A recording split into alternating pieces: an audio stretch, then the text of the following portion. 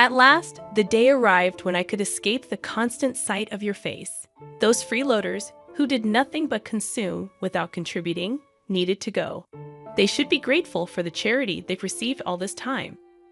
Understood, I declared. I won't be coming back. Thank you for everything until now. Swiftly, I gathered my essentials and bid farewell to the place I had called my in-laws' home for many years. As I left, my mother-in-law wore a satisfied expression, relishing my departure.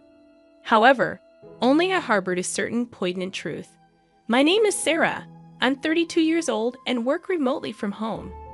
Married to Alan for 5 years, our marital bliss took a turn in our 4th year when Alan's previously robust father fell ill, necessitating our presence and care.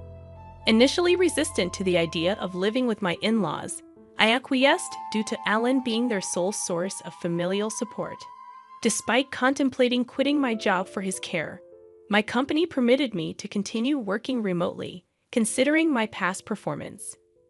The complications with my in-laws began immediately, familiarizing me with the notorious mother-in-law and daughter-in-law dynamic. Sarah, hurry up and tend to the cooking and cleaning. How long will you be lazy, avoiding your household duties? Scolded my mother-in-law. I'm working right now. What are you talking about? I'm always clicking away on the computer, I retorted. The truth was, amidst household chores and caring for my ailing father-in-law, I utilized my skills to regain my pre-crisis salary. After about 3 months of intense effort, when my earnings matched their previous peak, I felt genuine joy. However, the reason for my relentless dedication lay in the financial reality. Alan's income alone couldn't sustain us. Despite my hopes that life would finally ease up, the struggle continued. I contemplated setting aside some savings, but inexplicably, circumstances grew increasingly challenging. It felt as though the funds in my wallet were in a constant state of decline. Intrigued by this, I scrutinized our expenses and discovered that Alan had been indulging in lavish spending. Furthermore, my mother-in-law exhibited a penchant for extravagant habits. Alan, always eager to please others, extended his generosity beyond work lunches, using our credit cards to fund drinking parties. My mother-in-law, juggling numerous hobbies with friends, liberally paid for lessons and social gatherings. Despite their profligate ways, the burden of household chores and caring for my ailing father-in-law fell solely on me. I found myself covering all our living expenses with my income, making the prospect of saving money seem like a distant dream. Anxious about our financial situation, I approached Alan and my mother-in-law. Alan, mother, it seems we've been spending excessively. If this continues, we'll deplete our finances. Could you please consider cutting back on your expenses? I implored. In response, Alan and my mother-in-law harshly dismissed my concerns. I don't want to appear stingy in front of my colleagues and subordinates. Can't you understand that? Argued Alan. They won't think you're stingy just because you don't pay for them every single time, I reasoned. Maintaining good relationships with your coworkers is important, but what about the trips to the girls' bars? That has nothing to do with work, I pointed out. You just want to have fun, don't you? How about you come home drunk and start talking about it, even if no one asks you? That just means you have a more enjoyable time there than spending time with me. I expressed my frustration. My mother-in-law sided with Alan, laughing off my concerns. I'm glad Mom understands, and she's right, Alan asserted. Meanwhile, my mother-in-law justified her spending, stating, if I didn't go to my classes, I'd just be cooped up at home.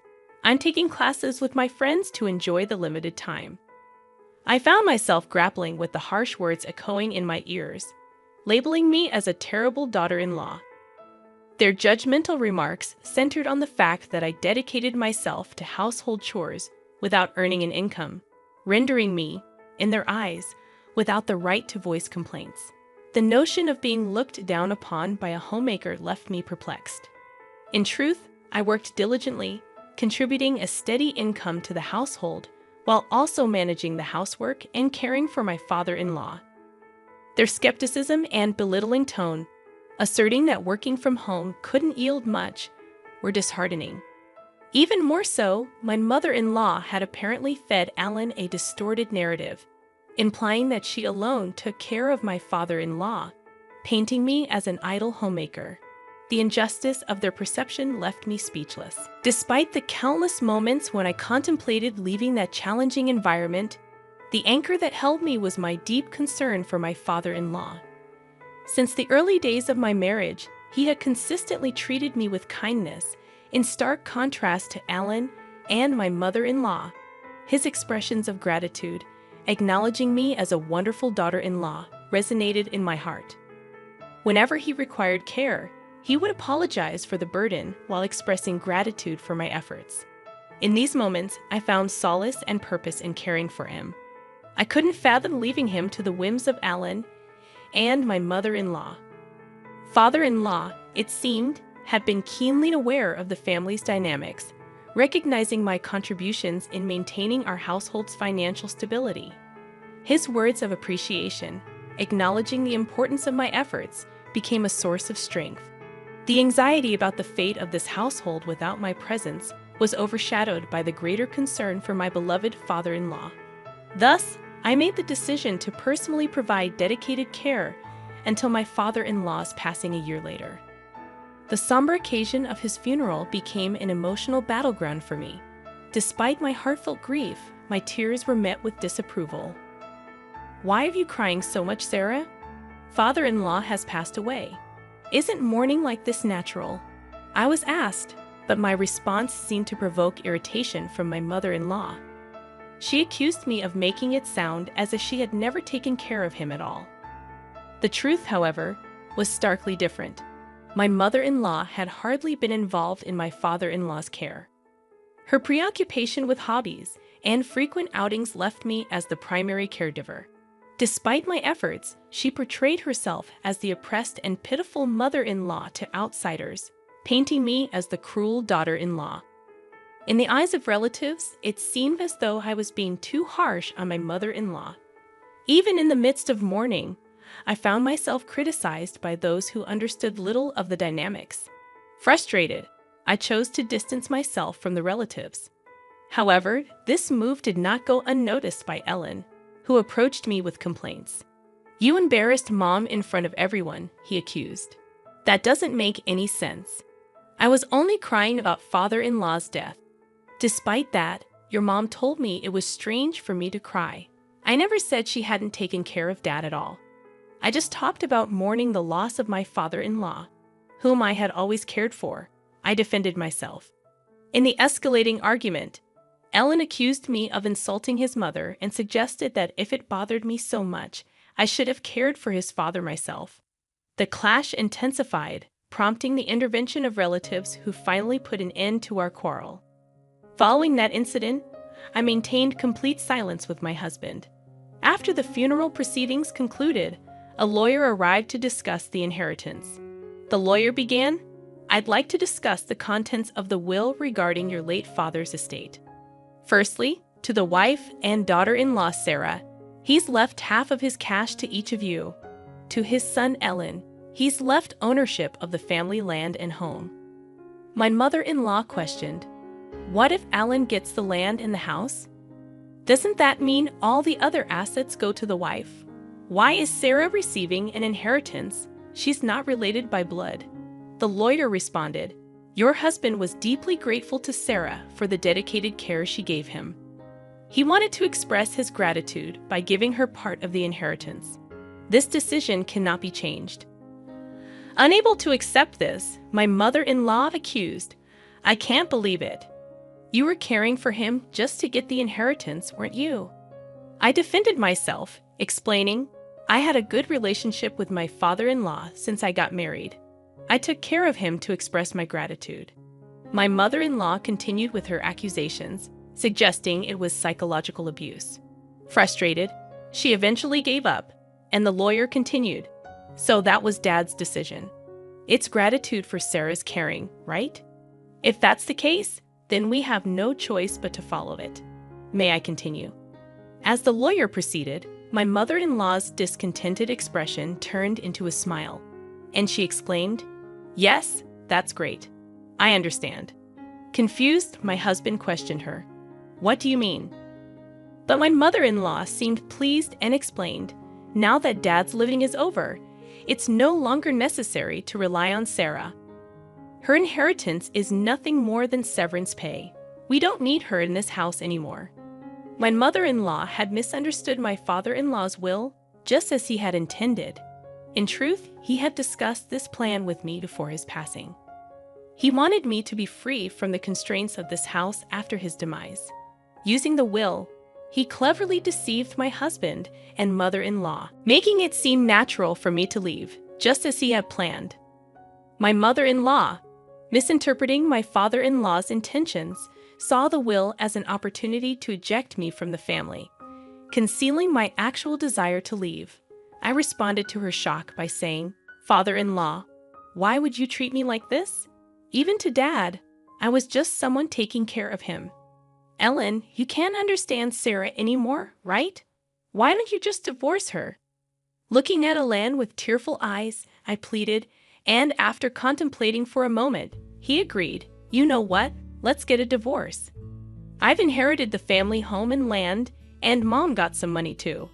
There's no longer any need to worry about living, so there's no problem if Sarah goes." "What do you mean by that?" "Just what I said. I feel bad for asking, but could you leave our house and agree to the divorce?" Understanding that there was no place for me there anymore, I agreed. "Understood. I guess there's no place for me here anymore." With a hint of restraint, I retrieved a document from the drawer and handed it to my husband. It was a notice of filing for divorce, prepared after our previous argument. My husband promptly signed it, expressing, "Finally, I don't have to deal with you anymore. A non-working freeloader should just get out. You should be grateful for us having put up with you, a total freeloader. Is that so?" "Okay, I understand. I'll leave. Thank you for things up to now." As I left, my mother-in-law appeared elated, unaware of what would transpire in the future of their house. Once out of their home, I wasted no time and immediately submitted the divorce notice to the city hall. Arriving at the apartment I had rented in advance, the spacious room echoed with my joy as I exclaimed, "Finally, I can be by myself. This is great." I felt overwhelmed with joy to be liberated from a challenging marriage. My heartfelt gratitude extended to my father-in-law for devising the plan that enabled my escape from my in-laws' home. Subsequently, I embraced a comfortable life living on my own, appreciating the newfound freedom and the ability to continue working remotely, a skill I had cultivated during my time at my in-laws' place. Having honed my time management skills, work flowed smoothly and my income increased, allowing me to lead a comfortable life free from interference. However, my peaceful existence took an unexpected turn when my ex-husband, Alan, called me out of the blue. Perplexed, I questioned, "It's been a while. Why are you calling me? Weren't you the one telling me to disappear?" "Sarah, please help us. We're in a pinch," Alan pleaded. I chuckled, finding the situation ironic. "What kind of joke is this?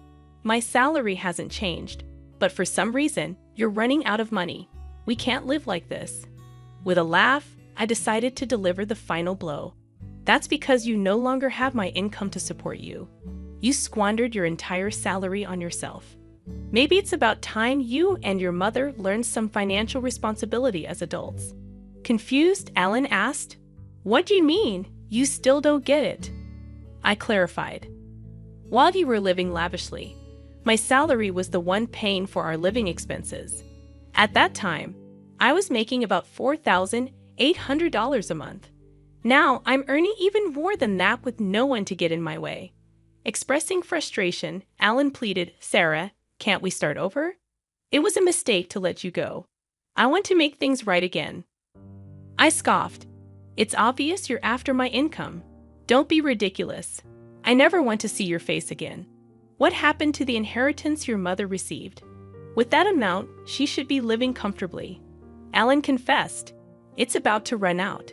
We spend it on a shopping spree, overseas trips, and half of it disappeared in the casino." Unmoved, I retorted, "A foolish mother breeds a foolish son. I have nothing more to say to you. I'm a stranger now, and I can't do anything for you, nor do I want to." Desperate, Alan implored, "Don't be so heartless. Help me. This has nothing to do with me. There's nothing more to talk about." I'm hanging up. "Don't call me again," I declared before ending the call and promptly canceling the contract for the mobile phone I was using. A year later, passing by my mother-in-law's house, I discovered it had become an empty lot, likely sold due to financial struggles.